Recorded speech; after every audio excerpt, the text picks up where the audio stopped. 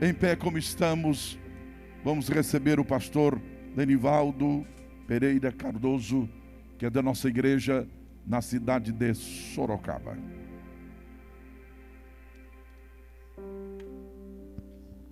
Glórias a Deus. Meus irmãos, eu desejo cumprimentar a todos com a paz do Senhor. Os irmãos podem tomar os seus assentos. Amém. Deus abençoe. Antes de ler a palavra, eu quero trazer a saudação do meu primeiro vice-presidente, pastor Osmar Goulart, mais conhecido como pastor Mazinho. Mandou um abraço direto para o senhor e a saudação para toda esta igreja. Amém? A igreja recebe a saudação. Meus irmãos, estou muito feliz, me sinto muito honrado de mais uma vez estar aqui com os irmãos. Eu até digo que vim a Rio Claro e não vim aqui cultuar com os irmãos, é a mesma coisa de não ter vindo. Amém? Meus irmãos, pelo pouco de tempo que nós temos e nós entendemos, que estamos numa situação bem complicada em território nacional e também de nível mundial, vamos fazer uso da palavra de Deus no pouco tempo que nós temos. Quero ler com os irmãos um texto da palavra de Deus em Apocalipse, capítulo 1. Deus tem uma palavra para nós aqui nessa noite. Apocalipse, capítulo 1. E o verso é o verso de número 3. Glórias a Deus. Apocalipse 1:3. O texto da palavra de Deus nos diz assim: bem-aventurado aquele que lê e os que ouvem as palavras desta profecia e guardam as coisas que nela estão escritas, porque o tempo está próximo. Se os irmãos observarem, vocês vão perceber que o culto hoje andou na direção do que nós lemos aqui. Meus irmãos, eu gosto de pregar a Bíblia, tá? Os pregadores dos movimentos aí, dos oba-oba, é outro povo. Eu gosto de pregar a Bíblia. Então preste atenção no que Deus tem a falar conosco nessa noite, porque Deus tem uma palavra maravilhosa, eu acredito nisso. Meus irmãos, a Bíblia Sagrada, ela contém cerca de 3.566.480 letras. Preste atenção, porque eu não estou enchendo linguiça, isso tem um propósito, tá bom? A Bíblia Sagrada contém cerca de 773.692 palavras, 31.173 versículos, 1.189 capítulos, 1.817 profecias. A Bíblia contém cerca de 600 eventos principais. E um deles o pastor Sisak pregou com excelência hoje aqui de manhã, a respeito do ministério de Cristo. Desses 600 eventos principais descritos em toda a Bíblia Sagrada, cerca de 97 desses eventos principais já se cumpriram. Falta apenas 3% para se cumprir.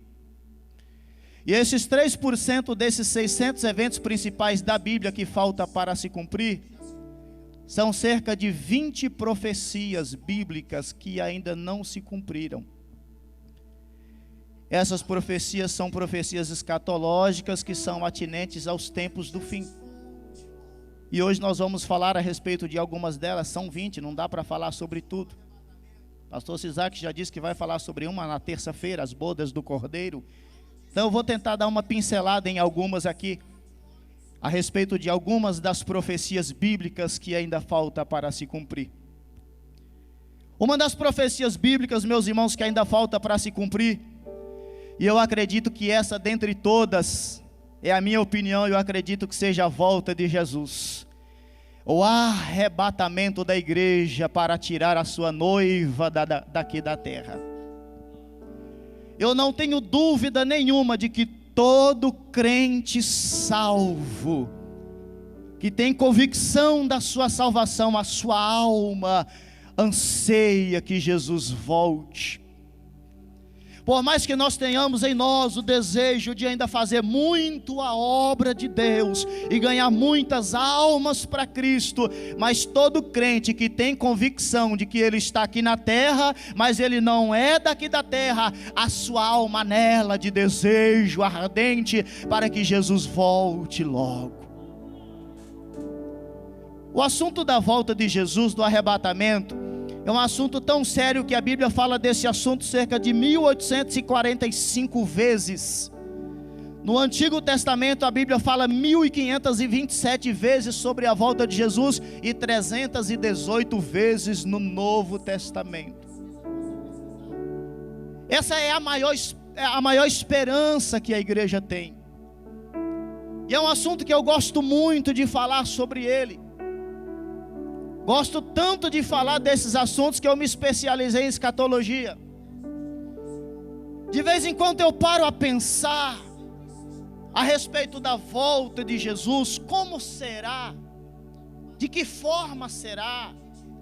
E a Bíblia nos dá essa liberdade da gente raciocinar, meditar, conjecturar, pensar. Como será a volta de Jesus? A volta de Jesus, ela possui pelo menos 2 princípios que eu considero muito importantes. Primeiro, será repentino. Segundo, será iminente. Será inesperado e será de surpresa. O assunto da volta de Jesus, eu gosto tanto de falar sobre ele, porque eu acho interessantíssimo esse assunto, principalmente quando nós vamos para essa vertente de que ele é repentino e de surpresa. Ele se torna muito interessante porque nós sabemos que ele vai acontecer, mas a Bíblia não nos diz quando. E pelo fato de a Bíblia não nos dizer quando é que vai ser, a igreja ela tem uma responsabilidade imensa. A responsabilidade de aguardar a volta de Jesus sempre como se ela fosse agora. Como se ela fosse nesse exato momento. Porque quando nós falamos que a volta de Jesus é repentina, como Paulo disse em 1 Coríntios 15:52, Paulo disse que esse evento vai acontecer num piscar de olhos. A velocidade de tempo de um piscar de olho, qualquer site de pesquisa que você pesquisar, a ciência vai cronometrar um piscar de olho de 3 a 7 milésimos de 1 segundo. Será a fração de segundos em que Jesus arrebatará a igreja junto com a ressurreição dos mortos em Cristo. Então, o que isso nos deixa alerta, o que eu acho isso tão interessante, é que além de ser algo que vai acontecer muito rápido, também será algo sem aviso, conforme está escrito em Mateus 24:44 e outros versículos. Então isso nos chama a atenção, que nós como igreja do Senhor estamos aqui agora. Vai saber se dá tempo de terminar esse culto. Daqui a pouco, terminando o culto, eu pretendo pegar o carro e voltar para casa. Vai saber se eu consigo chegar em casa. O arrebatamento da igreja é algo tão interessante. Eu gosto de meditar sobre esse assunto, porque se o arrebatamento vai acontecer de surpresa e numa fração tão rápida, aquele que ficar, que não subir no arrebatamento, quando ele piscar o olho, que ele abrir o olho no seu piscar de olho, os que estiverem aqui, que estiverem prontos, vai subir num piscar de olho. Quem não estiver pronto vai ficar com aquele monte de cadeira vazia, paletó, sapato, gravata, máscara, Bíblia, bolsa, esparramado para tudo que é lugar. Mas quem estiver pronto vai embora. Eu acho interessante, de vez em quando eu fico pensando quando eu estou com um carro, se o arrebatamento acontecer comigo no volante, irmão, vai ter um estrago mais ou menos, porque eu gosto de andar. Eu fico imaginando o arrebatamento acontecendo e o piloto do avião for crente. Quem vai trazer o avião para a terra? Vai rodar até acabar a gasolina. Se o arrebatamento acontecer e o maquinista dos metrôs de São Paulo, tem muitos deles que são crentes, imagina o estrago que vai acontecer. Se o arrebatamento é de surpresa e numa fração muito rápida, tem uma informação muito importante que nós sempre insistimos. O arrebatamento da igreja, irmãos, não é para eu me preparar para ele. O arrebatamento da igreja, eu tenho que estar pronto toda hora para ele. Porque se ele será tão rápido como nós, da Assembleia de Deus, que somos dispensacionalistas, acreditamos, não vai dar tempo a gente mandar um zap um para o outro, para se despedir, Pai do Senhor, a gente se encontra lá, não vai dar tempo isso não. Vai ser tão rápido que não vai dar tempo eu mandar um zap para o pastor, eu estou desviado, quero me reconciliar, não dá tempo. Por isso eu tenho que estar, como Salomão disse em 9:8 de Eclesiastes, em todo tempo estejam alvas as suas vestes, que fala de pureza, de justiça e de santidade, e que nunca falte óleo sobre a sua cabeça, que fala de comunhão com o Espírito Santo. Em todo tempo eu preciso estar pronto. Essa palavra é uma palavra para a gente olhar para a nossa vida, porque principalmente nessa sociedade pós-moderna, tudo bem que a gente já bateu tanto na tal da teologia da prosperidade, que a gente deformou ela, mas os caras botaram outra no lugar, a tal da teologia do coach, que continua arrastando as pessoas para o lado do materialismo. Mas nós precisamos fazer a igreja entender o que já foi falado aqui nessa noite. Nós estamos aqui na terra, podemos até gostar das coisas daqui da terra, mas nós não podemos amadurecer a nossa mente de que nós vamos passar a eternidade aqui na terra, porque estamos aqui na terra, mas nós não somos daqui da terra. Estamos aqui na terra, mas a nossa verdadeira morada é lá. E logo, logo nós estamos dando tchau para este planeta, ante o soar da última trombeta.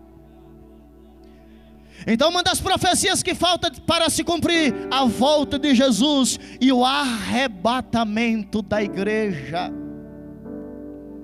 Então o arrebatamento da igreja tem esses detalhes muito importantes, meus irmãos. É de surpresa, é iminente, será rápido demais.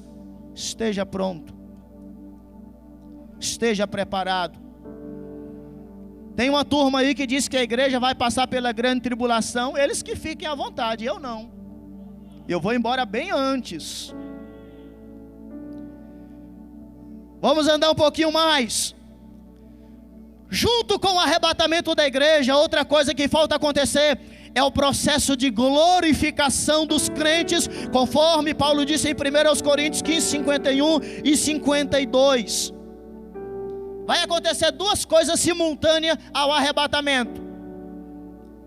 Paulo disse que no momento do arrebatamento, ante o soar da última trombeta, aqueles que morreram em Cristo ressuscitarão primeiro, e junto com esses que forem ressuscitados, a igreja será arrebatada simultaneamente, ao mesmo tempo.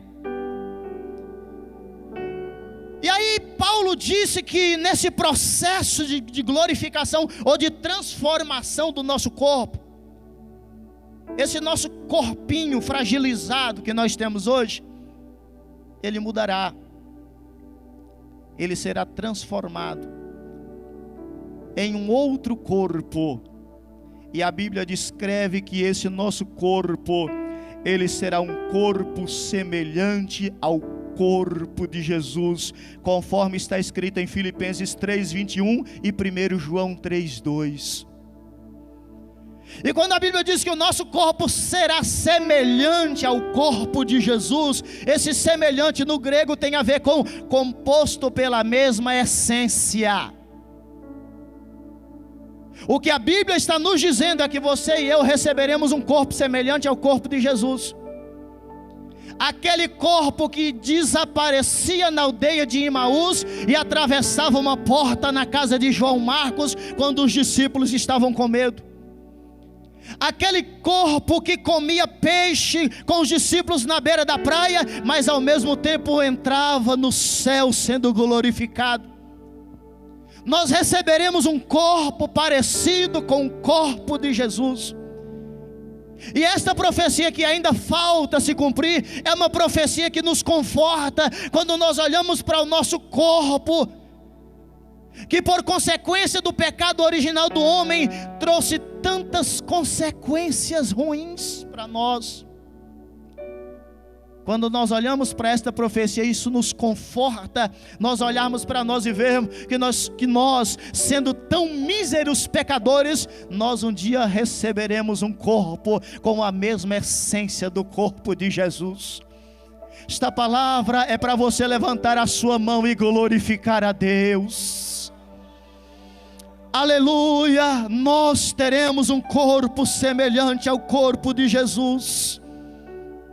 Terceira profecia que falta para se cumprir: após a igreja sair da terra, passa pelo processo de glorificação, a igreja entrará junto com Cristo para um tribunal, chamado de tribunal de Cristo, conforme está escrito em 2 Coríntios 5:10. Nesse tribunal chamado tribunal de Cristo, a salvação da igreja não será julgada, porque quem vai para esse tribunal serão os crentes salvos e que foram arrebatados. E o que vai ser julgado nesse tribunal chamado tribunal de Cristo? As nossas obras. É aquele momento em que a igreja comparecerá perante o tribunal de Cristo para apresentar para Deus todas as obras que você fez pelo seu reino aqui na terra. De vez em quando eu paro para pensar na magnitude daquele trono, e você e eu na frente dele, parecendo uma formiguinha. E naquele dia ele vai te chamar pelo seu nome, para que você apresente tudo aquilo que você fez pelo seu reino aqui na terra. E aí a Bíblia Sagrada, ela compara as nossas obras com madeira, feno e palha, que são obras meramente humanas que não glorificam a Deus. São as coisas que nós fazemos para Deus que não têm o objetivo de glorificar Ele. Sabe aquelas pessoas que cantam só por cantar? Ou que cantam para ganhar dinheiro? Ou que cantam para fazer sucesso? Aquelas pessoas que pregam só por pregar? Aquelas pessoas que tudo que faz por outros interesses, menos glorificar a Deus? Essas pessoas vão perder a salvação. Muitos deles estarão lá naquele dia apresentando as suas obras como madeira, feno e palha. Por isso, meus irmãos, todos nós temos que tomar muito cuidado com aquilo que nós fazemos para Deus, porque tudo aquilo que eu faço para Deus tem que ter como objetivo principal glorificar o nome de Cristo através das minhas obras. As nossas obras também são comparadas como ouro, prata e pedras preciosas, que são aquelas coisas que nós fazemos para Deus que realmente tem consistência. É aquilo que a gente faz não para se aparecer, não para se mostrar, é aquilo que a gente faz realmente interessado em promover o reino de Deus, realmente interessado em ganhar almas para Cristo. É aquela pregação em que você se dedica para que a igreja realmente seja edificada. É aquele louvor que quando você canta realmente com o objetivo de glorificar o nome de Cristo. São obras que são geradas pelo Espírito Santo de Deus através de nós. Naquele dia, você e eu compareceremos perante o tribunal de Cristo. E o interessante é que a Bíblia Sagrada, ela nos diz que cada um de nós seremos recompensados pelas nossas obras. Esta profecia é uma profecia confortadora, porque fazer a obra de Deus, irmãos, às vezes é tão espinhoso, é tão doloroso, às vezes parece ser algo tão indigno, às vezes somos tão incompreendidos, Às vezes são tantas noites mal dormidas, às vezes são tantas lágrimas escondidas, mas o que nos motiva a continuar chorando e gemendo é tendo a certeza de que naquele dia o Senhor nos honrará pelo nosso trabalho prestado, pela sua obra aqui na terra. Esta profecia nos diz que vale a pena chorar pelo reino. E a Bíblia Sagrada vai nos dizer que o Senhor, Ele personificou as nossas recompensas em coroa. A primeira coroa que nós receberemos é uma coroa chamada de coroa incorruptível. Essa coroa está registrada em 1 Coríntios 9, 25 e 27. Essa coroa será dada a todos aqueles que se aplicam a pregar o Evangelho. Imagina você que é um pregador do Evangelho, comparecer naquele dia perante o grande tribunal de Cristo, e o Senhor lhe galardoando com uma coroa, pondo ela sobre a tua cabeça. Segunda coroa, coroa da justiça, está em 2 Timóteo 4, 6 ao 8, dada aos que desejam ardentemente a volta de Jesus. Terceira coroa, coroa de glória, 1 Pedro 5, do 1 ao 4, essa coroa será dada aos pastores que cuidaram do rebanho do Senhor. Naquele dia Deus colocará uma dessa na cabeça do pastor Isaac Valadares. Imagina o tamanho da honra que não será Jesus nos chamar pelo seu nome e dizer: apresenta para mim as suas obras. Você pegará e de repente Ele te recompensará. Imagina o tamanho da honra que não será naquele dia. A quarta coroa, coroa da alegria, 1 Tessalonicenses 2, 19 e 20, dada aos que se empenharam em ganhar almas para Cristo. A maior honra de um homem de Deus é estar à disposição dele para ganhar almas para Cristo. Não existe alegria maior para um crente salvo do que olhar para alguém e dizer: aquele moço é meu filho na fé, aquela moça é minha filha na fé, foi eu que ganhei ele para Jesus. A quinta coroa, coroa da vida, Tiago 1,12, dada aos mártires que perderam a vida por amor a Cristo. Como já foi lido aqui nessa noite, quem são esses que estão trajados de vestes brancas? São aqueles que vieram da grande tribulação, que lavaram as suas vestiduras no sangue do Cordeiro, e todos aqueles que tiveram a capacidade de morrer por lealdade a Cristo e ao seu Evangelho. Imagina o tamanho da honra, nós comparecermos perante o tribunal de Cristo. Quarta profecia que falta para se cumprir: as bodas do Cordeiro. Não vou falar sobre ela, deixa para o pastor Isaac na terça-feira. Aleluia. Quinta profecia que ainda falta para se cumprir, mas para dar uma adiantada, as bodas do Cordeiro será uma espécie de cerimonial de recepção da igreja, simbolizando o casamento de Cristo com a igreja.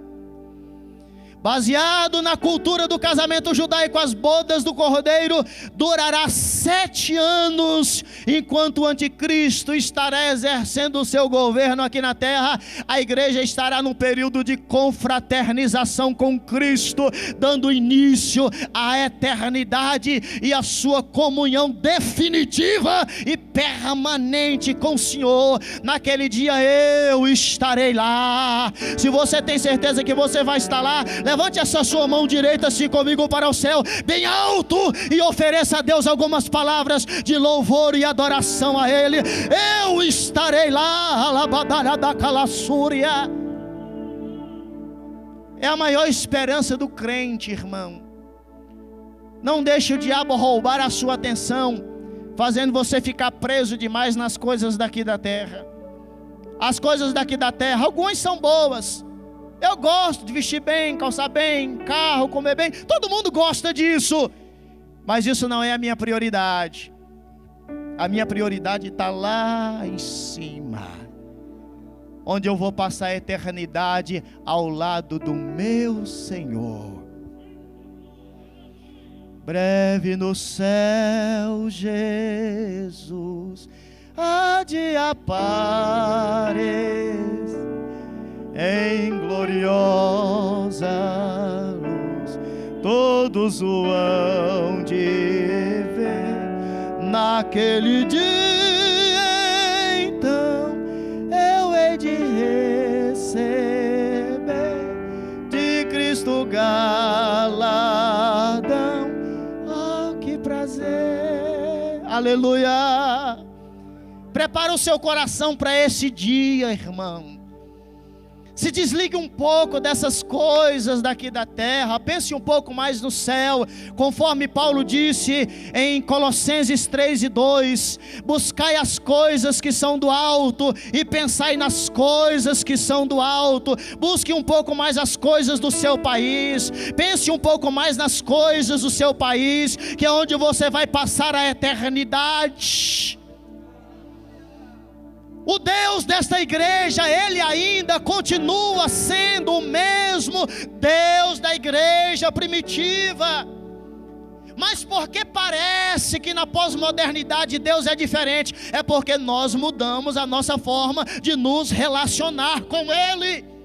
Se nós voltarmos a nos relacionar com Deus, vamos trazer um pouco mais para próximo. Se nós voltarmos a nos relacionar com Deus da forma que Daniel Berg, da forma que Gunnar Vingre, na forma que os nossos pais na fé se relacionavam, tudo aquilo que Deus fazia naquela época, Deus volta a fazer nesse tempo chamado tempo presente, porque Ele não mudou. Nós ainda acreditamos que Deus ainda cura, que Deus ainda liberta, que Deus ainda batiza com o Espírito Santo, que Deus ainda dá revelação, que Deus ainda dá arrebatamento de espírito e também de sentido, que Deus ainda usa profeta em profecia, que Deus ainda dá línguas estranhas, que Deus ainda dá discernimento de espírito. Nós somos continuistas, somos pentecostais, essa é a nossa fé, é por isso que nós acreditamos em tudo isso.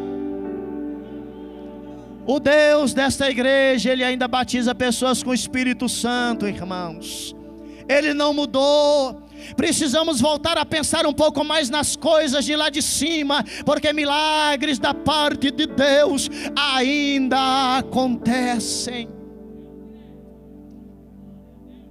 Quando eu falo sobre as coisas que envolvem a eternidade,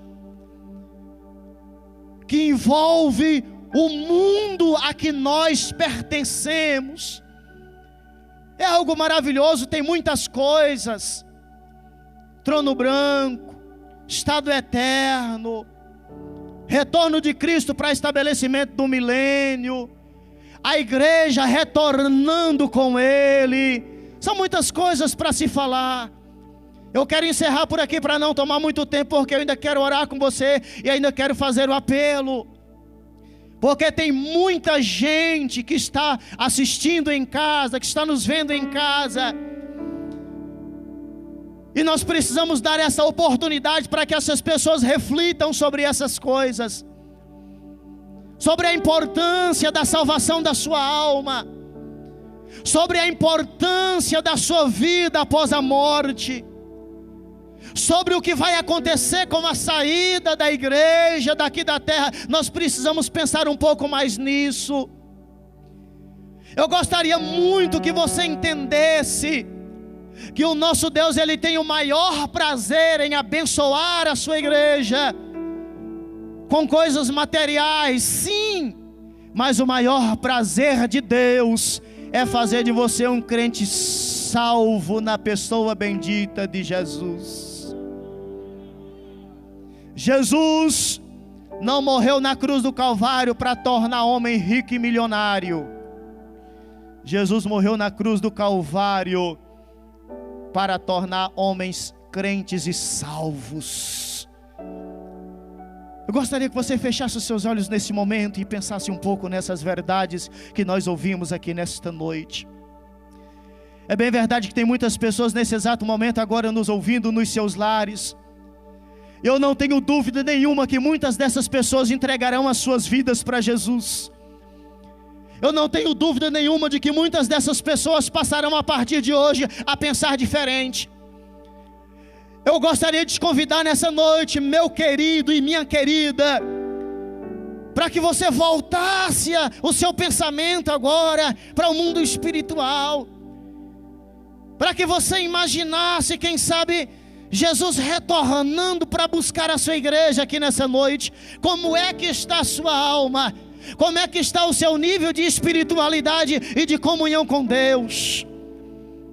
Isto aqui não é palavra para massagear ego de ninguém e nem tampouco para sensacionalizar nada. Isto aqui é uma palavra para fazer a gente puxar o nosso freio de mão e analisar sobre como é que nós estamos nos portando na presença de Deus nessa era chamada era pós-moderna, em que pessoas tratam a sua fé de uma forma tão rasa, de uma forma tão superficial, onde o nosso Deus, Ele é tão, aleluia, poderoso e maravilhoso e transcendental, podemos dizer assim. Antes de nós encerrarmos, eu gostaria de deixar esse convite. Gostaria de saber se tem alguém entre nós aqui nessa noite que ainda não entregou sua vida para Jesus e gostaria de fazer isto hoje. Eu gostaria que você nos desse um sinal. Também gostaria de saber se tem alguém entre nós aqui nessa noite que está afastado dos caminhos do Senhor e gostaria de retornar para Ele nessa noite. Ou de repente, quem sabe, pessoas que estão nos assistindo nos seus lares agora e gostaria de fazer isso, de manifestar esse desejo, essa vontade, essa atitude de retornar para Cristo. Porque nós lemos um texto aqui nessa noite que nos diz que o tempo do cumprimento destas profecias está próximo de acontecer. No seu banco agora onde você está, feche os seus olhos. Aleluia, eu gostaria que você começasse a falar com Deus agora. A nossa oração nessa noite é para que o Senhor venha nos visitar com a sua unção. É para que o Espírito Santo nos faça sair daqui hoje pensando diferente.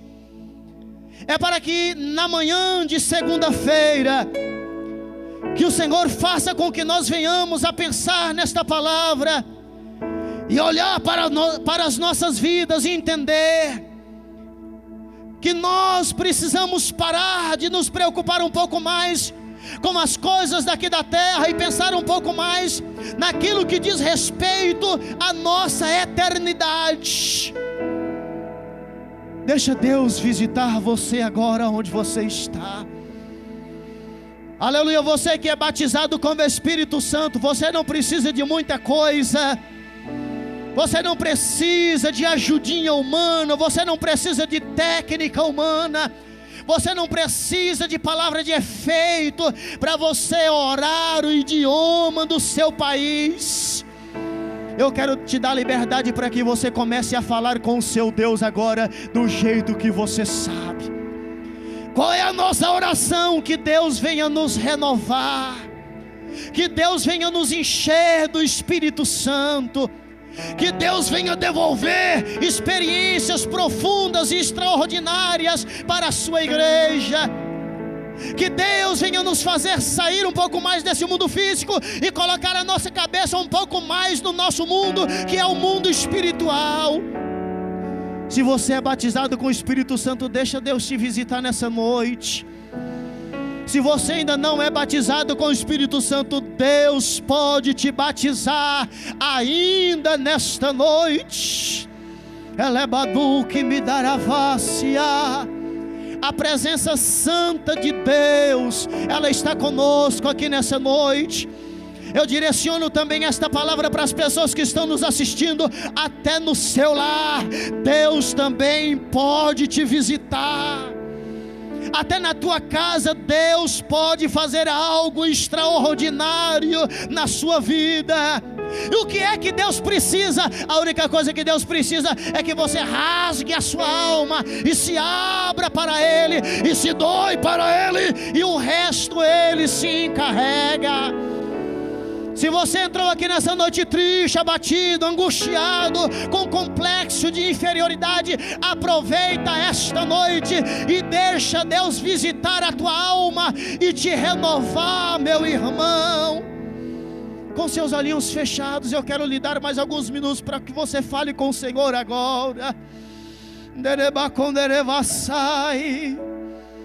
Oh Espírito Santo do meu Deus, eu oro junto com a tua igreja, aleluia, que nós a cada dia venhamos ter esse entendimento de que nós estamos aqui, mas nós não somos daqui.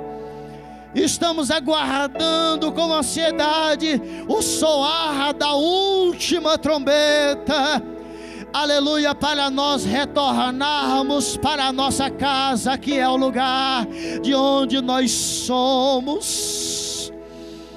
Aleluia, adore a Deus nessa noite, você que pode. Exalte a Ele nessa noite, você que pode.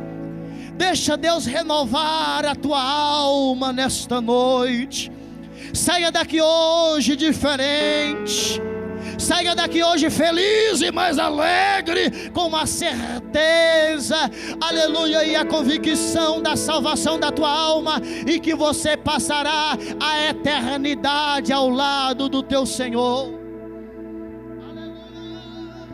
Breve no céu, Jesus há de aparecer em gloriosa luz. Todos o hão de ver naquele dia. Então eu hei de receber de Cristo galardão. Ah, que prazer! Breve verei o bom Jesus, e viverei em plena luz do lindo céu. Eu gozarei de toda dor, por Deus livre serei.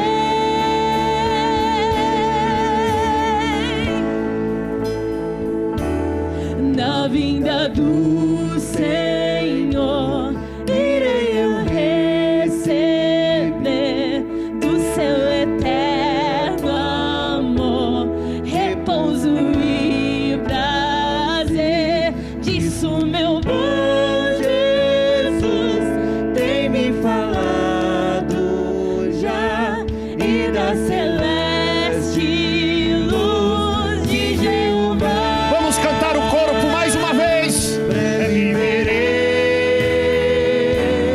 o bom Jesus, e viverei em plena luz do lindo céu. Eu gozarei de toda dor, por Deus livre serei.